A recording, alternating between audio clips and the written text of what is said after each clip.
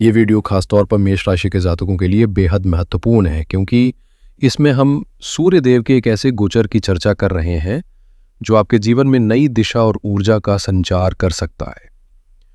15 जून को सूर्यदेव वृषभ राशि से निकलकर आपके तीसरे भाव यानी मिथुन राशि में प्रवेश करेंगे और इस स्थिति में वे लगभग 16 जुलाई तक बने रहेंगे। तीसरा भाव साहस, पहल, विचार और संवाद का प्रतीक होता है, इसलिए इस अवधि में आपको अपनी बात बेहतर तरीके से रखने का अवसर मिलेगा। आत्मविश्वास में वृद्धि होगी और नई पहल में सफलता के संकेत मिल सकते हैं। यह परिवर्तन न केवल आपके सोचने के तरीके को नया दृष्टिकोण देगा, बल्कि आपको अपनी क्षमताओं को भी खुलकर दिखाने का मौका देगा। खास बात यह है कि सूर्य वह अकेला ग्रह है जिसकी गति हर वर्ष लगभग एक जैसी रहती है। उसकी स्थिरता और समयबद्धता वाकई अद्भुत है। लीप ईयर के चलते मामूली बदलाव जरूर आते हैं, लेकिन कुल मिलाकर सूर्य की ये नियमितता उसे खगोलीय दृष्टि से बेहद विश्वसनीय बनाती है। 15 जून 2025 को सूर्य अपनी राशि का परिवर्तन करेंगे। शुक्र मतलब वृषभ राशि की शुक्र की सामान्य राशि से निकलकर अपने अति मित्र बुध की मूल त्रिकोण राशि में गोचर करेंगे लगभग एक महीने के लिए। मतलब 15 जून से लेकर 16 जुलाई तक का कार्य रहेगा अपने मित्र की अति शुभ राशि में, जिसमें वो अपने आप को कंफर्टेबल महसूस करते हैं, उसमें गोचर करेंगे सूर्य। हमारी अगर कहा जाए तो आकांक्षाओं को पूरा करता है सूर्य, अगर कहा जाए सपने सूर्य, अगर कहा जाए ज़रूरतों को पूरा करता है। 9 ग्रहों में सपने पूरा करने वाला ग्रह अगर कहा जाए मुख्यतः तो सूर्य है। कहीं ना कहीं जिसका सूर्य कमज़ोर होगा, प्रतिष्ठा नहीं मिलेगी, नाम नहीं मिलेगा। अगर आपकी जन्म कुंडली या ये गोचर आपके पक्ष में है, जो मैं गोचर में बताऊंगा, तो ऐसे में कहा जाएगा कि ये प्रशासनिक लाभ को दिखाता है, ये ऊर्जा शक्ति को दिखाता है, ऊर्जा को बढ़ाएगा। आपके दिमाग और मन और मस्तिष्क पे अगर कहा जाए तो एक सकारात्मक ऊर्जा रहेगी। ये कहीं ना कहीं स्वास्थ्य से संबंधित चीज़ों में व्यक्ति को बढ़ाता है, स्वास्थ्य उत्तम करता है, आत्मबल को भी ये कहीं ना कहीं दिखाता है, पद प्रतिष्ठा, नाम और धन को भी ये इंगित करता है। ज्योतिष में सूर्य को सिर्फ उजाले का स्रोत मानना उनकी भूमिका को कम आंकना होगा, क्योंकि वे सत्ता, सम्मान और आत्म छवि के सबसे बड़े प्रतिनिधि माने जाते हैं। सूर्य न केवल पिता के भाव को दर्शाते हैं, बल्कि जीवन में मिलने वाले अधिकार, समाज में आपकी पहचान और प्रशासनिक या राजनीतिक सफलता का मूल स्रोत भी उन्हीं से जुड़ा है। राजनीति हो या कोई बड़ा नेतृत्व पद, जहां निर्णय और दिशा की जरूरत होती है, वहां सूर्य की भूमिका निर्णायक होती है। प्रमोशन की संभावना हो, किसी संस्था में नेतृत्व की कमान संभालने का अवसर हो, या आपकी सार्वजनिक छवि को मजबूती देनी हो, इन सभी क्षेत्रों में सूर्य का योगदान केंद्रीय होता है। यहां तक कि आयुर्वेदिक चिकित्सा में भी सूर्य की ऊर्जा का उपयोग शरीर की जीवन शक्ति और संतुलन को बनाए रखने में किया जाता है। मंदिरों की बनावट से लेकर सोने की चमक तक हर स्तर पर सूर्य का स्पर्श महसूस किया जा सकता है। साथ ही बॉस या उच्चाधिकारियों के साथ संबंध, निर्णय लेने की स्पष्टता और सामाजिक प्रभाव की गहराई भी सूर्य की कृपा पर निर्भर करती है। जब सूर्य अपनी राशि परिवर्तित करते हैं तो ये केवल एक खगोलीय घटना नहीं होती, बल्कि ये आपके जीवन की दिशा, दृष्टिकोण और प्रभाव को भी नई रफ्तार देने वाला परिवर्तन होता है। विशेषकर तब जब आपकी कुंडली में सूर्य पंचमेश बनकर किसी महत्वपूर्ण स्थान पर विराजमान। ये चर्चा सिर्फ सूर्य तक सीमित नहीं है, बल्कि 15 जून को आपके तीसरे भाव में सक्रिय होने जा रहे उन प्रभावशाली ग्रहों की अनोखी संगति की है, जो मिलकर आपके जीवन में गहराई से बदलाव ला सकती है। इस दिन सूर्य का गोचर न केवल आपके साहस, संवाद और कर्म क्षेत्र में ऊर्जा का संचार करेगा, बल्कि वे बृहस्पति के साथ मिलकर वर्ष में एक बार बनने वाले विशिष्ट गुरु आदित्य योग का निर्माण करेंगे। एक ऐसा योग जो आत्मबल को मजबूती देने के साथ साथ सामाजिक प्रतिष्ठा और भाग्य वृद्धि के संकेत देता है। सूर्य जहां नेतृत्व और प्रभाव का प्रतीक है, वहीं बृहस्पति ज्ञान, समृद्धि और सद्गुणों के संवाहक है। इन दोनों की सम्मिलित ऊर्जा से पैदा होने वाली शक्ति न केवल बाहरी उपलब्धियों का मार्ग प्रशस्त करती है, बल्कि आंतरिक आत्मविश्वास और सोच की स्पष्टता भी बढ़ाती है। इस दौरान 15 से 22 जून के बीच बुध की सक्रियता इस योग में बुद्धिमत्ता, रणनीति और संवाद की धार को और पैना बना देती है। वहीं राहु की छाया इस पूरी गति को रहस्य, अप्रत्याशित घटनाओं और मानसिक द्वंद्व की ओर भी मोड़ सकती है। कुल मिलाकर यह समय खगोलीय रूप से अत्यंत संवेदनशील और संभावनाओं से भरा है, जिसमें 3 मजबूत ग्रहों की संयुक्त भूमिका और एक छाया ग्रह का हस्तक्षेप मिलकर आपके जीवन को एक नई दिशा दे सकता है। मैं इस संपूर्ण ग्रहयुग का विश्लेषण अपने वर्षों के अनुभव और गहरी ज्योतिषीय समझ के आधार पर इस तरह प्रस्तुत कर रहा हूं, जिसमें ना तो सिर्फ सकारात्मक पहलुओं की बात होगी और ना ही चुनौतियों को नजरअंदाज किया जाएगा, बल्कि एक संतुलित और व्यावहारिक दृष्टिकोण सामने लाया जाएगा, जिससे आप खुद को बेहतर समझ सकें और समय के अनुरूप सही निर्णय ले सकें। वीडियो के अंत में कुछ आसान लेकिन असरदार उपाय भी साझा किए जाएंगे, जो इस गोचर के प्रभाव को संतुलित करने में मदद कर सकते हैं। यदि आपकी लग्न राशि या चंद्र राशि मेष है, तो आप इस विश्लेषण को दोनों ही दृष्टिकोणों से देख सकते हैं, जिससे आप ज्यादा जुड़ाव महसूस करें, उसी को प्राथमिकता दें। हालांकि मेरा व्यक्तिगत अनुभव यही कहता है कि लग्न राशि के आधार पर किया गया विश्लेषण ज्यादा सटीक और प्रभावशाली साबित होता है। और यदि आपको अपनी लग्न राशि का पता नहीं है, तो चंद्र राशि भी एक अच्छा विकल्प है। अब बात करते हैं सूर्य और चंद्रमा की वर्तमान स्थिति की। सूर्य का तीसरे भाव में प्रवेश करना एक बेहद शुभ संकेत माना जाता है, क्योंकि यह स्थान निडरता, संवाद, कौशल और प्रयास की शक्ति को मजबूत करता है। हर ग्रह की कुछ विशेष राशियां या स्थान होते हैं जहां वे खुद को सहज महसूस करते हैं और बेहतर परिणाम देते हैं, बिल्कुल वैसे ही जैसे कोई इंसान किसी खास जगह पर खुद को पूरी तरह अपना महसूस करता है। तीसरे भाव में सूर्य उसी आत्मीयता और ताकत के साथ कार्य करता है, जिससे आत्मविश्वास और प्रयास की दिशा में निखार आता है। जैसे किसी इंसान को कुछ जगह आत्मविश्वास से भर देती है और वह उसको स्वभाव खुलकर सामने आता है, वैसे ग्रहों की भी कुछ खास स्थितियां होती हैं जहां उनकी ऊर्जा पूरी तरह फलित होती है। सूर्य जब तीसरे भाव में आते हैं तो उनकी उपस्थिति को शास्त्रों में श्रीयुक्त कहा गया। ये शब्द केवल धन का नहीं, बल्कि समग्र समृद्धि, गरिमा और सकारात्मक ऊर्जा का प्रतीक है। ठीक वैसे ही जैसे अष्टलक्ष्मी के रूपों में श्री का विस्तार होता है। तीसरे भाव में स्थित सूर्य उस आत्मनिर्भर व्यक्ति का संकेत है जो अपने साहस, निरंतर प्रयास और कर्म के दम पर अपना नाम मराता है। न किसी सहारे की तलाश, न किसी स्थिति का इंतजार। यह समय आपके लिए कुछ नया सीखने, किसी प्रतियोगिता में उतरने, बोलने या लिखने की क्षमता को निखारने, नेटवर्किंग बढ़ाने और संचार माध्यमों से जुड़े कार्यों में आगे बढ़ने का आदर्श समय है। छोटे छोटे सफर भी बड़ी संभावनाएं खोल सकते हैं, और यदि कुंडली में अन्य संकेत मिलते हों तो प्रॉपर्टी से जुड़े लाभ भी इस दौरान संभव है। कुल मिलाकर यह एक ऐसा दौर है जो आपके भीतर छिपी पहल, आत्मबल और संकल्प को एक नई ऊंचाई तक ले जा सकता है, बशर्ते आप खुद पर विश्वास रखें और आगे बढ़ने की ठान लें। शास्त्रों में ये बात गहराई से कही गई है, और मैंने भी अनगिनत कुंडलियों के अध्ययन में इसे सच होते देखा है कि जब सूर्य तीसरे भाव में विराजते हैं तो व्यक्ति न केवल ख्याति और प्रतिष्ठा प्राप्त करता है, बल्कि भूमि, भवन और संपत्ति से जुड़े मामलों में भी उल्लेखनीय सफलता हासिल करता है। ऐसे जातक बोलने की कला में दक्ष होते हैं, मंच पर आत्मविश्वास के साथ बोलने वाले, जिनकी आवाज दूर तक असर छोड़ती है। यदि आप किसी प्रॉपर्टी डील की योजना बना रहे हैं या खुद को किसी सार्वजनिक मंच पर स्थापित करना चाहते हैं, तो यह समय आपके लिए बेहद अनुकूल साबित हो सकता है। तीसरा भाव हमारे साहस, परिश्रम और गतिशीलता का प्रतीक होता है, और जब उसमें सूर्य जैसे तेजस्वी ग्रह की उपस्थिति होती है तो वह ऊर्जा को कई गुना बढ़ा देता है। इस दौरान न केवल जोखिम उठाने का मन बनेगा, बल्कि हर चुनौती को अवसर में बदलने की काबिलियत भी निखर कर सामने आएगी। सूर्य की यह स्थिति व्यक्ति के भीतर एक अद्भुत जोश, दृढ़ इच्छा शक्ति और एक ऐसी प्रेरणा भर देती है जो न सिर्फ शारीरिक स्फूर्ति लाती है, बल्कि मानसिक स्थिरता और लक्ष्य के प्रति समर्पण भी बढ़ाती है। कुल मिलाकर तीसरे भाव में सूर्य का आगमन आपके जीवन में एक ऐसा बदलाव लेकर आता है जो आत्मविश्वास, पहचान और सफलता की दिशा में आपकी गति को तेज करता है। जब सूर्य तीसरे भाव में प्रवेश करते हैं तो व्यक्ति के संवाद में न सिर्फ आत्मविश्वास आता है, बल्कि उसकी भाषा में परिपक्वता, प्रभाव और एक विशेष प्रकार की चतुराई भी दिखाई देती है।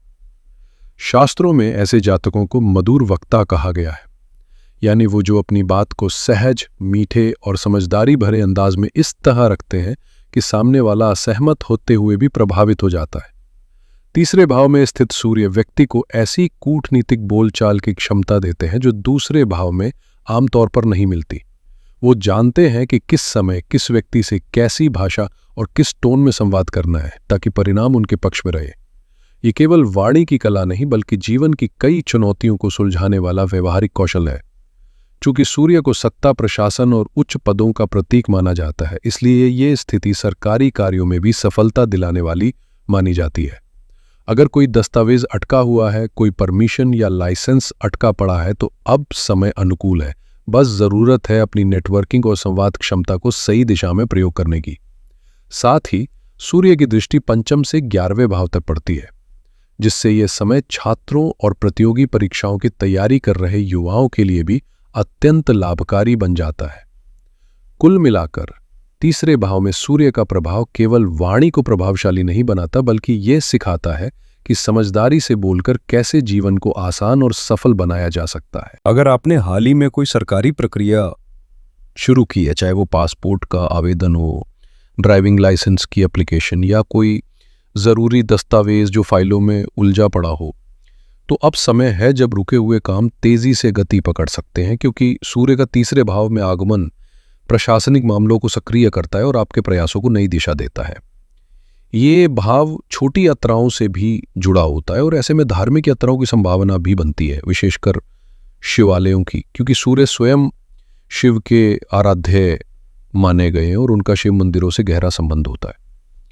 इस गोचर की विशेषता ये भी है कि सूर्य यहाँ पंचम भाव के स्वामी बनकर आ रहे हैं और जब पंचमेश अपने से 11वें भाव में होते हैं तो एक शुभ और फलदायक योग का निर्माण होता है, जो विशेष रूप से शिक्षा, रचनात्मकता और समझदारी से जुड़े क्षेत्रों में सफलता दिलाता है। छात्रों और प्रतियोगी परीक्षा की तैयारी कर रहे युवाओं के लिए ये समय बेहद अनुकूल साबित हो सकता है, क्योंकि उनके प्रयास अब ठोस परिणामों में बदलने वाले हैं। साथ ही पंचम भाव प्रेम जीवन से भी जुड़ा होता है, जहां केतु की उपस्थिति थोड़ी भ्रमित करने वाली जरूर हो सकती है, लेकिन सूर्य की सशक्त स्थिति इन उतार चढ़ावों को संतुलित करने में मदद करेगी। संक्षेप में कहें तो ये एक ऐसा समय है जब आपके साहस, टैलेंट और लगातार की गई मेहनत से न केवल मान सम्मान मिलेगा बल्कि लक्ष्मी भी आपके द्वार तक आ सकती है। जब पंचम भाव के स्वामी सूर्य अपने से 11वें स्थान में स्थित होते हैं तो वे न सिर्फ केतु द्वारा पैदा किए गए मानसिक भ्रम को कम करते हैं बल्कि जीवन में स्पष्टता और उद्देश्य भी लेकर आते हैं। पंचम भाव जहां प्रेम, शिक्षा और रचनात्मकता से जुड़ा होता है, वहीं ये शेयर बाजार जैसे जोखिम भरे निवेशों के लिए भी संकेतक माना गया है। ऐसे में सूर्य का लाभ स्थान में आना आपकी आर्थिक योजनाओं में परिपक्वता और आत्मविश्वास का संचार करता है। इस दौरान ऐसे विचार भी जन्म ले सकते हैं जो न सिर्फ प्रैक्टिकल होंगे बल्कि आपके प्रोफेशनल सफर को भी एक नया मोड़ दे सकते हैं। तीसरे भाव की ऊर्जा सूर्य को साहस, संकल्प और संवाद की ताकत देती है, और जब ये पंचम भाव से जुड़ती है तो विचारों को वास्तविकता में बदलने की क्षमता कई गुना बढ़ जाती है। ये समय केवल कल्पना करने का नहीं बल्कि उसे कार्य रूप में ढालने का सबसे उपयुक्त अवसर है। आप महसूस करेंगे कि आपके भीतर जो आत्मबल है वो अब और मुखर होकर सामने आ रहा है। वहीं सूर्य और बृहस्पति की युति, जो साल में बस एक बार घटती है, अपने साथ ज्ञान, सौभाग्य और आंतरिक उजास का दुर्लभ संयोग लेकर आती है, जो न सिर्फ आपकी सोच को रोशन करता है बल्कि आपके कर्मों को भी दिशा देता है। जैसा कि पहले भी संकेत दिया गया था, कुछ खगोलीय विनाएं ऐसी होती हैं जो केवल संयोग नहीं बल्कि दीर्घकालिक प्रभाव छोड़ने वाली शक्तिशाली चालें बन जाती हैं। जैसे कि मुझे अच्छी तरह याद है वर्ष 2024 के मई महीने में जब पहले सूर्य और फिर बृहस्पति ने एक ही राशि में प्रवेश किया था, तो उस योग ने कई लोगों के जीवन की दिशा ही बदल दी थी। बृहस्पति जो ज्ञान, सौभाग्य और आर्थिक समृद्धि का प्रतीक हैं, जब सूर्य के साथ आते हैं जो आत्मविश्वास, यश और निर्णय शक्ति के स्वामी हैं, तो ये युति किसी भी इंसान के व्यक्तित्व और प्रयासों को एक नई धार देती है। तीसरे भाव में इन दोनों का मिलन ऐसा है जैसे आपकी आवाज में नेतृत्व की गूंज और आपके विचारों में निर्णायक शक्ति समाहित हो जाए। ये केवल पहचान बनाने का समय नहीं बल्कि ठोस उपलब्धियों की ओर बढ़ने का अवसर है, चाहे वो अधूरे सरकारी दस्तावेज हों, लंबे समय से रुके हुए आर्थिक निर्णय या बिजनेस के नए विस्तार की योजना। खास बात यह है कि हम मेष लग्न की चर्चा कर रहे हैं, जो काल पुरुष कुंडली का मूल आधार है, और इस दृष्टि से सूर्य पंचम भाव और बृहस्पति नवम भाव के स्वामी हैं, यानी दोनों ही सौभाग्य, विद्या और वित्त की कुंजी रखने वाले ग्रह हैं। जब ये मिलते हैं तो इसे केवल खगोलीय घटना नहीं बल्कि लक्ष्मी की अगवानी मानी जाती है। ऐसे में ये समय हिचकिचाने का नहीं बल्कि पूरे आत्मविश्वास और रणनीति के साथ आगे बढ़ने का है, क्योंकि यही क्षण आपके जीवन में एक बड़ा मोड़ ला सकता है। जब सूर्य और बृहस्पति एक साथ तीसरे भाव में स्थित होते हैं तो यह योग केवल ग्रहों की युति नहीं बल्कि आत्मविश्वास और अवसरों के दरवाजे खोलने वाला एक सशक्त संकेत बन जाता है। अगर आपके पास कोई छिपा हुआ हुनर है, कोई विशेष ज्ञान जिसे आपने अब तक दुनिया से साझा नहीं किया, या कोई स्किल जिसे निखारने की प्रतीक्षा थी, तो यही वह उपयुक्त समय है जब इन गुणों को मंच पर लाकर आप उन्हें प्रत्यक्ष लाभ में बदल सकते हैं। यह संयोग बताता है कि अब आपकी मेहनत खाली नहीं जाएगी बल्कि प्रतिफल में सफलता और आर्थिक प्रगति निश्चित होगी। सूर्य आपके भीतर नेतृत्व और स्पष्टता का प्रकाश भरते हैं, वहीं बृहस्पति दूरदर्शिता और सौभाग्य का मार्ग प्रशस्त करते हैं। इन दोनों के साथ बुध की उपस्थिति, जो स्वयं तीसरे भाव के स्वामी हैं, बुध आदित्य योग बनाकर आपकी सोच, संवाद और निर्णय क्षमता को एक नई धार देते हैं। यह योग जीवन के उन पहलुओं को उजागर करता है जहां आपकी योजनाएं अब केवल कल्पनाएं नहीं रहेंगी बल्कि ठोस परिणामों में बदलेंगी। साथ ही छठे भाव से जुड़ी यह स्थिति आपको संघर्षों से लड़ने की क्षमता देती है, जबकि पंचम और नवम भाव के प्रतिनिधि ग्रहों की उपस्थिति जीवन में सौभाग्य, रचनात्मक ऊर्जा और आध्यात्मिक दृष्टिकोण को मजबूती देती है। कुल मिलाकर यह समय उस संगम की तरह है जहां कर्म, कौशल और किस्मत एक साथ प्रवाहित होते हैं और जीवन को एक नई दिशा, गति और उद्देश्य प्रदान करते हैं। ये समय विद्यार्थियों के लिए किसी वरदान से कम नहीं, जहां पढ़ाई केवल जिम्मेदारी नहीं बल्कि रुचि और उत्साह का विषय बन जाएगी। आपकी समझ में गहराई आएगी और रचनात्मक सोच अपने चरम पर पहुंचेगी, जिससे प्रतियोगी परीक्षाओं में भी आपकी पकड़ मजबूत होगी। प्रोफेशनल दुनिया में भी ये समय नए विचारों की बहार लेकर आएगा। चाहे आप बिजनेस कर रहे हों या नौकरी, इनोवेटिव आइडियाज़ और दूरदर्शी प्लानिंग आपको भीड़ से अलग खड़ा कर सकती है। सूर्य और बृहस्पति की युति सप्तम भाव से त्रिकोण संबंध बनाकर आपके संपर्क, साझेदारियों और नेटवर्किंग को बल दे रही है, जिससे मीडिया, लेखन, कला और सरकारी योजनाओं से जुड़ी गतिविधियों में उल्लेखनीय सफलता मिल सकती है। धन का प्रवाह तेज होगा और करियर में ऐसे मौके सामने आएंगे जिनकी आपने कल्पना भी नहीं की होगी। साथ ही ये युति दशम से छठे भाव में प्रभाव डाल रही है, जिससे प्रतिस्पर्धा में बढ़त मिलेगी, विरोधियों पर आपकी स्थिति मजबूत होगी और उन बाधाओं से पार पाने का साहस मिलेगा जो अब तक आपके रास्ते में थीं। हालांकि राहु की दृष्टि इस शक्तिशाली संयोग में कुछ उलझनें भी जोड़ सकती है, खासकर संवाद में कटुता, रिश्तों में तनाव या भाई बहनों व सहयोगियों से मनमुटाव की स्थितियां बन सकती हैं। सूर्य पर राहु की टेढ़ी नज़र कभी कभी अहम या गलत फहमी का माहौल बना देती है। ऐसे में ज़रूरी है कि आप अपनी वाणी पर नियंत्रण रखें, ईगो को किनारे रखें और हर रिश्ते को समझदारी व सहानुभूति से संभालें। तभी ये शक्तिशाली समय आपके जीवन में सकारात्मक बदलाव की मिसाल बन सकेगा। जब राहु सूर्य के आमने सामने आता है तो ये ठीक वैसा ही होता है जैसे तेज उजाले पर कोई धुंध सी छा जाए। एक ऐसी स्थिति जहां स्पष्टता की जगह भ्रम ले लेता है। पंचम भाव के स्वामी सूर्य, जो संतान, रचनात्मकता और आत्मअभिव्यक्ति से जुड़े होते हैं, जब राहु की छाया में आते हैं तो माता पिता और बच्चों के रिश्तों में टकराव की संभावना बढ़ जाती है। विशेष रूप से यदि कोई स्त्री गर्भवती है तो ये समय अतिरिक्त सावधानी और मानसिक स्थिरता की मांग करता है। करियर और निजी जीवन दोनों ही क्षेत्रों में कुछ लोग जानबूझकर गलतफहमियां या तनाव की स्थिति पैदा कर सकते हैं, कभी आपके सहयोगी तो कभी आपके ही अपने। ऐसे में प्रतिक्रियात्मक नहीं बल्कि रणनीतिक और शांत रवैया अपनाना जरूरी होगा। हालांकि राहु का प्रभाव केवल नकारात्मक ही नहीं होता, इसकी दृष्टि लाभ भाव पर है, जहां सूर्य और गुरु की युति संभावनाओं के नए द्वार खोल रही है।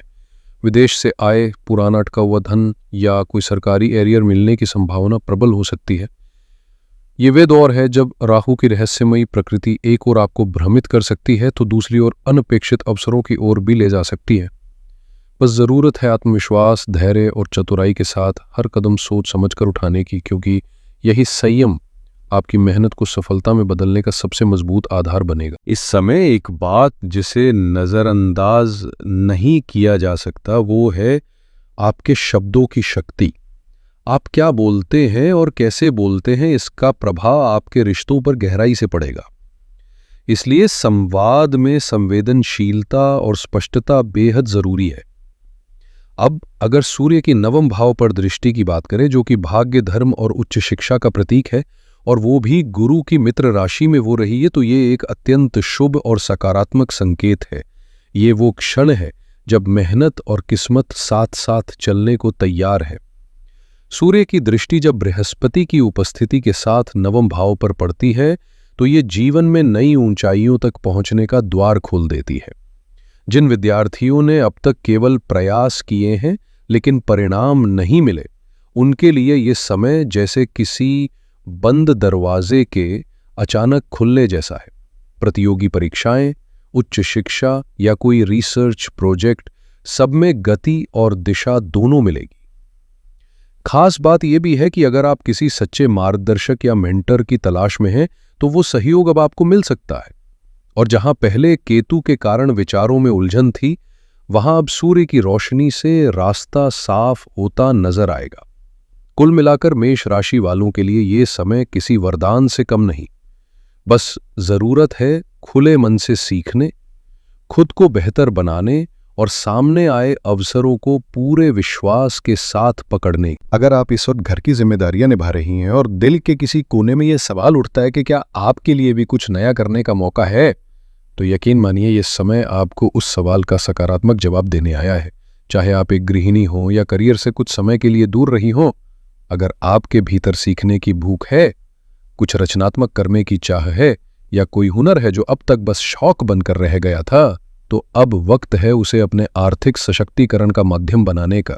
सूर्य, बुध और गुरु का तीसरे भाव में मिलन यह संकेत दे रहा है कि आपकी सोच में विस्तार होगा, आत्मविश्वास बढ़ेगा और विचारों में एक नई चमक दिखाई देगी। ये समय आपके भीतर की छुपी ऊर्जा और प्रतिभा को निखारने और उसे सही दिशा में लगाने का है। छोटे छोटे कदम भी बड़ी सफलता की ओर ले जा सकते हैं। बस जरूरी है कि आप बिना जल्दबाजी के ठोस निर्णय लें, खुद के मार्ग से न डिगें और उत्साह को ठोस योजना में बदलें। तीसरा भाव प्रयास, कौशल और संवाद का प्रतीक है, और जब इसमें सूर्य का तेज, बुध की चतुराई और गुरु की दृष्टि शामिल हो तो आपकी राह में अवसर खुद चलकर आते हैं। इसलिए अपने भीतर की शक्ति को पहचानिए और इस समय को अपनी नई शुरुआत की बुनियाद बनाइए। इस गोचर का सबसे प्रभावशाली असर आपके पेशेवर जीवन और पारिवारिक माहौल पर देखा जा सकता है। पहले ही नवम भाव पर केतु की दृष्टि मौजूद थी और अब सूर्य की उपस्थिति से यह प्रभाव और अधिक तीव्र हो सकता है, जिससे कार्यस्थल पर वरिष्ठ अधिकारियों से टकराव की स्थिति बन सकती है। ऐसे में जरूरी है कि आप अपनी बात कहने के अंदाज में संतुलन बनाए रखें और हर संवाद में सूझबूझ और कूटनीति को अपनाएं। पारिवारिक स्तर पर विशेषकर पिता की सेहत को लेकर सतर्क रहने की जरूरत है, खासकर यदि कोई पुरानी बीमारी पहले से चली आ रही हो। स्वास्थ्य के लिहाज से ये समय गले से जुड़ी समस्याओं, थायराइड असंतुलन, ईएनटी इन्फेक्शन या जोड़ों में सूजन जैसी तकलीफें दे सकता है। इसलिए खान-पान और दिनचर्या में सावधानी बरतना बेहद जरूरी होगा। हालांकि समय पूरी तरह से नकारात्मक नहीं है, बस सतर्कता और जागरूकता की मांग करता है। अब बात एक सरल लेकिन प्रभावी उपाय की। प्रातःकाल एक तांबे के लोटे में जल भरें, उसमें थोड़ा सा पीला सरसों डालें और सूर्य को अर्घ्य अर्पित करें। अर्घ्य देते समय ओम भास्कराय नमः मंत्र का जाप करें और इसके बाद 108 बार इस मंत्र को दोहराएं। साथ ही किसी शिव मंदिर में शिव चालीसा की प्रतियां दान करें। ये उपाय आपके जीवन में सकारात्मक ऊर्जा और संतुलन लाने में मदद करें। आशा है ये जानकारी आपके लिए उपयोगी सिद्ध होगी। यदि आप चैनल पर नए हैं तो सब्सक्राइब जरूर करें और वीडियो पसंद आया हो तो लाइक भी कर दें। अगले अपडेट में फिर जुड़ते हैं।